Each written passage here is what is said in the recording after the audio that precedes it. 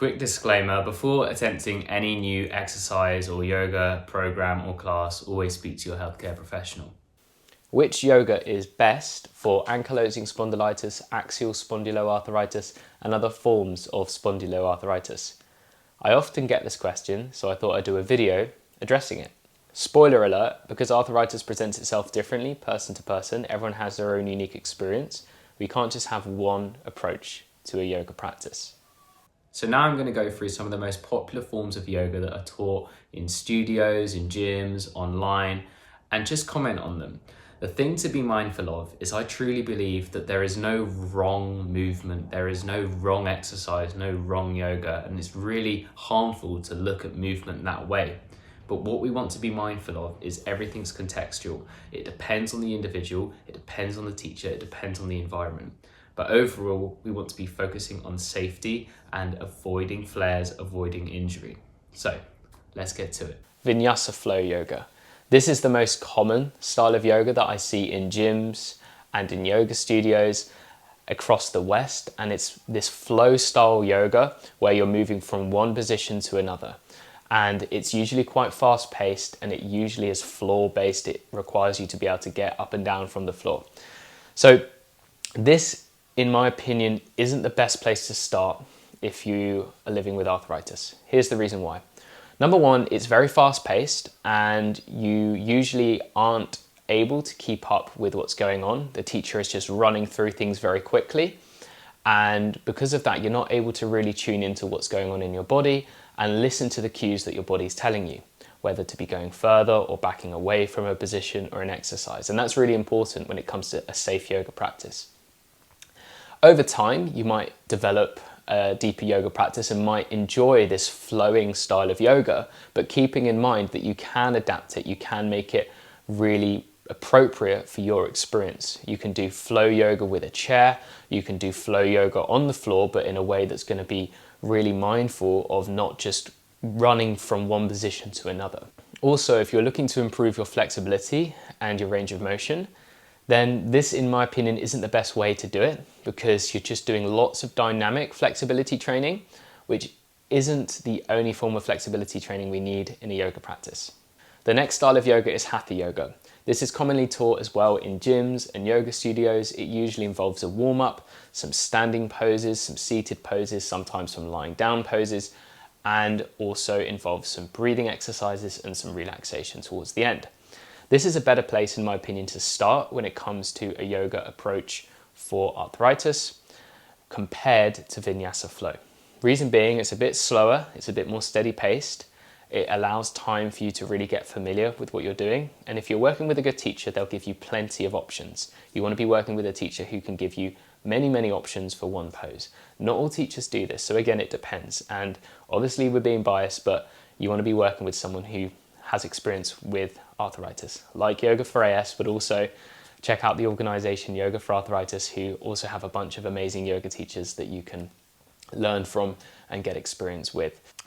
Up next is Yin Yoga. Yin Yoga involves finding a passive, usually passive stretch or pose and holding it somewhere between 90 seconds all the way up to 8 minutes and beyond. Is it appropriate for arthritis? It depends. It depends if the teacher knows how to provide lots of different options and variations on these poses to make it appropriate and safe. That's always the question we want to ask. The other thing to be mindful of is if someone is in a lot of stiffness, sometimes holding a pose for a long time can be uncomfortable. So it's important to be able to know that although this style does say you have to hold the pose, you need to listen to your body and move when it feels right to.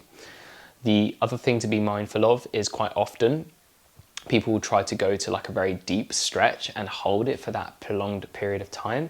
And the safer approach is to go to about 40-50% of your stretch capacity. And then when you hold the pose, it's going to be more sustainable. The next style of yoga is restorative yoga. And in my opinion, this is a really great practice for arthritis, especially for fatigue. Now, the thing to be mindful of, once again, is does that teacher have knowledge of arthritis and chronic pain, and is everything going to be accessible and appropriate? The great thing about restorative yoga is it doesn't involve really much thinking. Once you get into a pose, you can just relax and begin to let go.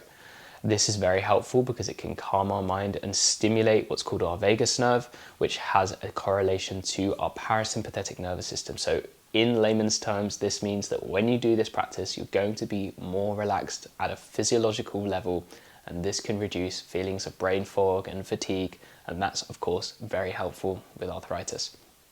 So when it comes to an approach to restorative yoga, you can do it from a chair, you can do it lying down, you can even do it from a bed. This practice isn't really working so much on strength or flexibility so much, it's really working on relaxing the body. And that is very helpful when it comes to pain, very helpful indeed, because we are learning to switch off the stress response. And when we can reduce chronic stress, that may have an impact on reducing chronic pain. So restorative yoga is a great practice to explore. Just be mindful of, and I'm going to sound like a broken record, does that teacher understand how to make sure the yoga is going to be appropriate and safe? The next one is hot yoga. There's a few key considerations to make before practicing hot yoga. The first is speak to your healthcare professional or your doctor before practicing hot yoga. The reason for this is because if you have underlying health conditions, there's a higher risk of practicing hot yoga, and it's really important to check it over with your healthcare professional first. The second thing to consider is when you're in the heat, everything feels a lot looser. Now, this could feel great, right? We can stretch more, we can move more, and many people can find that really a nice sensation. But you want to be very mindful of avoiding overstretching, because if you're in that hot environment, it's very easy to push and overstretch. So that's another thing to be mindful of. The third thing to consider is often in a hot yoga studio, it's the 26-2 style of yoga and sequence of yoga that is being taught. Now, many people really like this sequence, but it's really important to be mindful that it doesn't provide lots and lots of different options that could be accessible for arthritis. It's usually just one pose, but at varying degrees of difficulty. Now, for some people that's fine, but for others you want to be mindful of, is this going to be the most appropriate yoga for me right now? So these are important factors to consider. Of course, hot yoga isn't really a style. It's like the context in which the yoga is being taught in heat. And many times it's not only the 26-2 series that's being taught, there's other series as well. Regardless of all of that, you want to make sure you still speak to your healthcare professional before practicing hot yoga. I could keep talking about many different styles of yoga, but I wanted to try to focus on the ones that I know are most popular at the moment across gyms and studios. So now I'm going to talk about a few other things to consider. It would be a complete disservice not to talk about the non-physical practices, which I'm going to go through now.